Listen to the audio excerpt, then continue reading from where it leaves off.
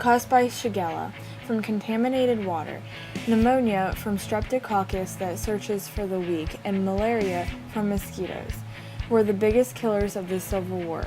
These diseases were able to spread during surgeries and other medical procedures from the lack of attempts to maintain sterility, and minor wounds became infected. Soldiers were at great risk of being shot and killed during war, but they were at even greater risk of dying from disease. To control the spread of bacteria, in 1861, the Sanitary Commission report was issued with sanitation guidelines. Alexander Fleming discovered the first antibiotic, penicillin, in 1928. He found that the mold inhibited bacterial growth while he was doing his dishes. In 1941, the first patient to use penicillin made a recovery for a while. During World War II, British companies found penicillin production difficult. A scientist named Howard Florey traveled to the U.S. to make high quantities of penicillin. The demand for the antibiotic was high, and priority was given to military use to kill the staphylococcus. The World Health Organization urged patient safety in 2002 through hand hygiene. Hand hygiene is important in reducing bacteria and virus infections because hands are main pathways of transmission, and thousands of people die every day from infections received during health care. A study of the effect of hand hygiene on illness rate among students in universities exhibits after increasing the use of hand sanitizers in dorms, the group had 43% less missed school days and less upper respiratory illnesses. Hand hygiene is important after handling any chemicals, before eating, and definitely after leaving a bathroom. When washing your hands, you should turn on the faucet using a paper towel, throwing away the paper towel and making sure the water is warm, with a dime size of liquid soap in the palm of your hand, rubbing it in for 30 seconds.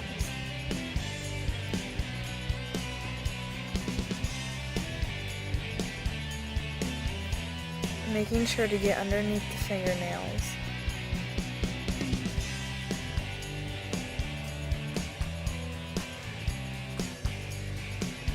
And pointing fingertips down while washing the soap off to make sure all the bacteria goes down the drain instead of onto your wrists.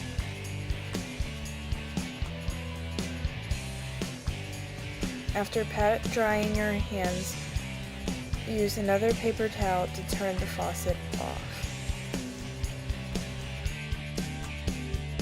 Antibiotics will either destroy bacterial cell walls or affect the way they work.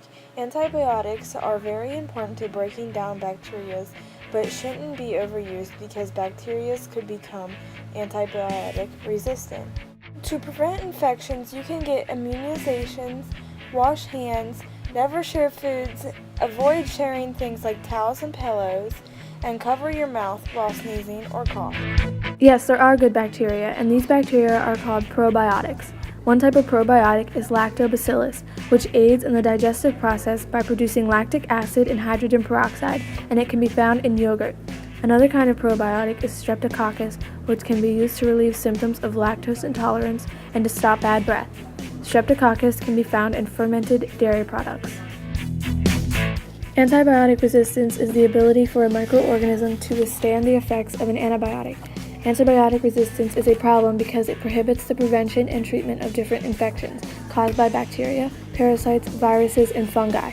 Some bacteria are naturally resistant to antibiotics. Others may adapt or become resistant through mutation or genetic exchange with other resistant bacteria. Some ways to prevent further antibiotic resistance are through proper hand washing, eating organic foods, and only taking antibiotics when absolutely necessary. Antibacterial products have not been proven to prevent the spread of infections better than products that don't contain antibacterial chemicals. Antibacterial products are contributing to resistance by making bacteria more and more tolerant. Common antibacterial products are liquid soap, hand lotions, hand sanitizers, and mouthwash. Some examples of antibiotic-resistant bacteria are Streptococcus aureus, Enterococcus, and Mycobacterium tuberculosis. Resistant bacteria are dangerous because they can easily spread and they are very difficult, if not impossible, to treat. They can cause serious disability or even death. Bacteria can spread in many ways, through contact, bodily fluid, or even through the air. Because they are resistant, it is very hard to cure them, let alone stop them from spreading. We can control the problem by practicing good hygiene and using antibiotics responsibly. Antibiotic-resistant bacteria will become more of a problem in the future because they will spread uncontrollably and the number of resistant bacteria may increase. Humans can contribute to the spread of antibiotic resistance by practicing bad hygiene and using antibiotics when not necessary. Unfortunately, probiotics do not have a known role in preventing drug resistance in humans.